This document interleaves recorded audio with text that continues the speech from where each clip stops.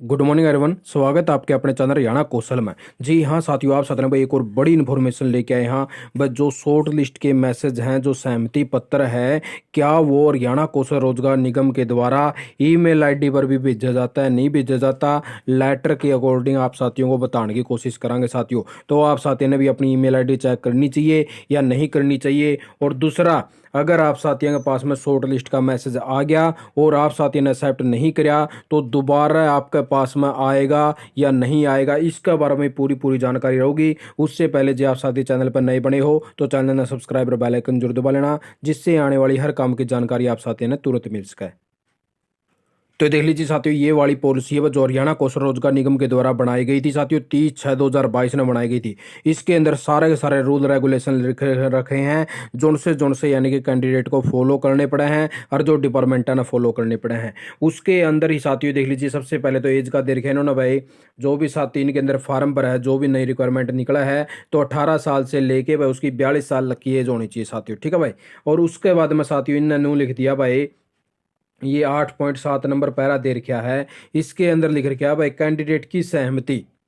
भाई हम के करा हाँ भाई, कोई भी कैंडिडेट है जब उसको यानी कि भाई शॉर्ट लिस्ट करा जाने का काम करा जाओ है निगम के द्वारा, तो उस कैंडिडेट की सहमति के लिए उसको एसएमएस या ईमेल के माध्यम से जो है वो उसके पास में मैसेज भेजने का काम कराया जावा साथियों। इन्होंने बकायदा दोनों के दोनों ऑप्शन डाल रखे हैं, आप साथी देख सको हो। इसलिए जिस भी साथी ने जब फार्म भरा था, परिवार पहचान पत्र की जो आईडी उठाई थी, उसके अंदर जिस साथी की ईमेल आईडी है तो उसके ऊपर ईमेल आईडी के ऊपर भी मैसेज भेज सकते हैं साथियों। ये हरियाणा कौशल रोजगार निगम की पॉलिसी बना रखी। इसके अंदर बकायदा साफ साफ लिख रखा है। अभी तक तो जितने भी साथियों के पास में लगभग आए हैं मैसेज, वो टेक्स्ट मैसेज आए हैं, फोन के अंदर आए हैं, लेकिन इन्होंने बकायदा साफ साफ लिख रखा है भाई आपकी ईमेल आईडी पर भेज सका हमें।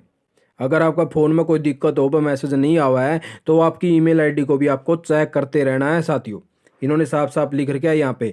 और इसके अंदर इन्होंने नू लिख रखा है वह उसको यानी कि इंडेंटिंग यानी कि डिप्लॉयमेंट कराया जावा है, यानी कि एसएमएस भेजना काम कराया जाओ, उससे सहमति मांगी जावा है।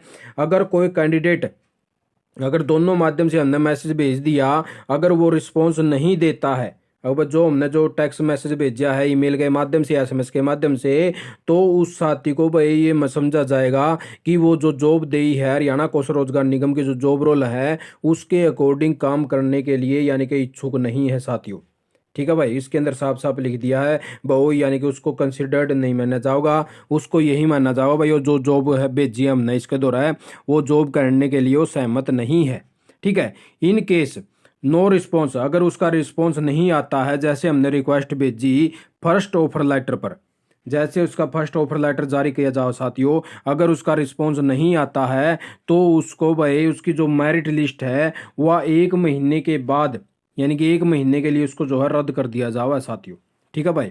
जब उस कैंडिडेट के पास में मान लो कोई भी मैसेज आया और उसने एक्सेप्ट वगैरह नहीं कराया, तो फिर उस साथी का जो है भाई 1 महीने के लिए जो है रद्द कर दिया जाएगा, उसकी कोई भी आगे ऑफर लेटर या शॉर्ट लिस्ट देने का काम नहीं कराया जाएगा।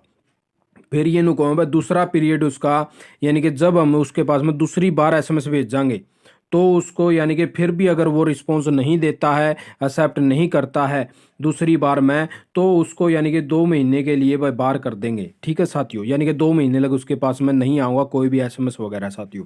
उसके बाद में इन फाइनली नू लिखा है इन केस नो रिस्पॉन्स, यानी कि his consent at third time, यानी कि तीसरी बार फिर उसके पास में एसएमएस हम भेजांगे।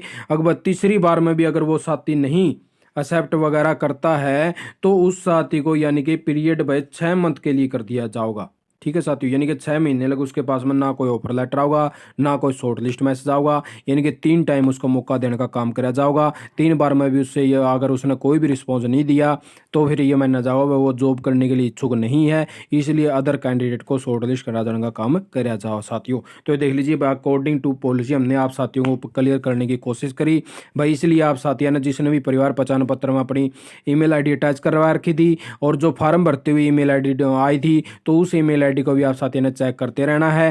हो सके है आपका ईमेल आईडी पे भेजा जावा है, आपका फोन में कोई दिक्कत हो साथियों, तो इसलिए इन्होंने बकायदा साफ साफ दोनों के दोनों पॉइंट यहाँ पे डाल रखे हैं जो आप साथियों ने क्लियर करने थे। तो आप साथियों ने वीडियो देखे, आपका बहुत बहुत धन्यवाद। आपका दिन शुभ हो।